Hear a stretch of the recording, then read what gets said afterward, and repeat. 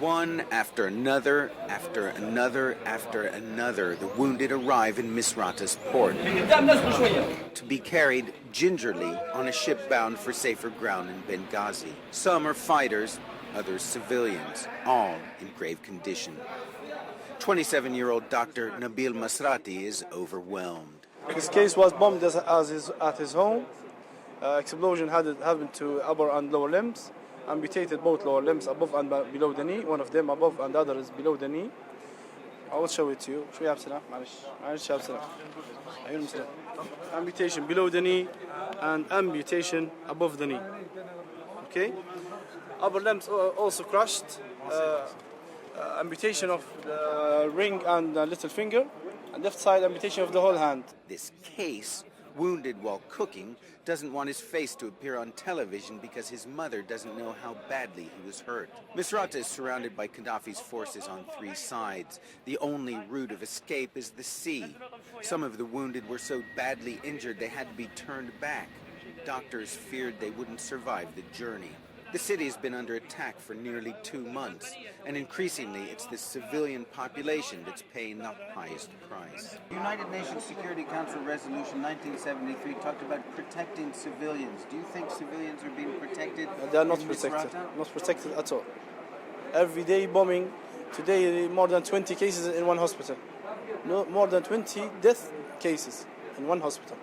Hundreds of migrant workers from West Africa were trucked to the port to board the ship, organized by the International Organization for Migration. They've been sleeping in the open, exposed to the elements, incoming rockets and artillery. The condition is very, very bad because we have been here past 2 months, no medicine. Even food is very problem, and water. And when you see a place we are sleeping, is very bad. Their long wait is now almost over, but they leave behind thousands more stranded in a city whose fate is precarious. These men from Ghana are just a tiny fraction of the tens of thousands of people who are desperate to get out of Misrata, a city that President Barack Obama himself has said is under a medieval siege. Much of Misrata is without electricity. Checkpoints have been set up on almost every street. There's a pervasive fear of infiltration by pro-Gaddafi agents. He was in the floor of house. Sniper shot him with a bullet. Liver injury, bowel injury.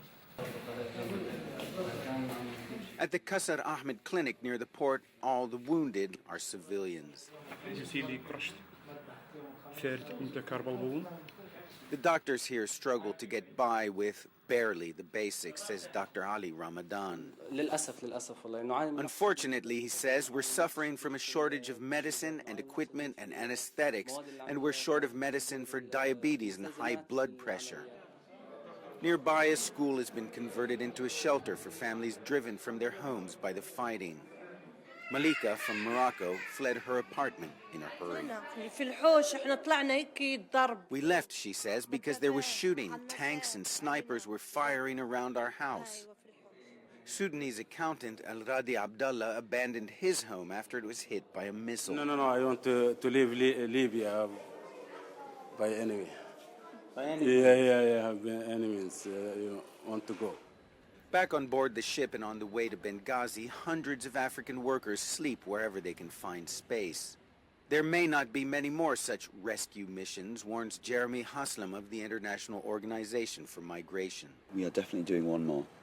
Beyond that, I'm not sure. What's the constraint? It's financial right now. At least for a lucky few, they can sleep soundly for the first time in weeks, knowing they've escaped this war in one piece.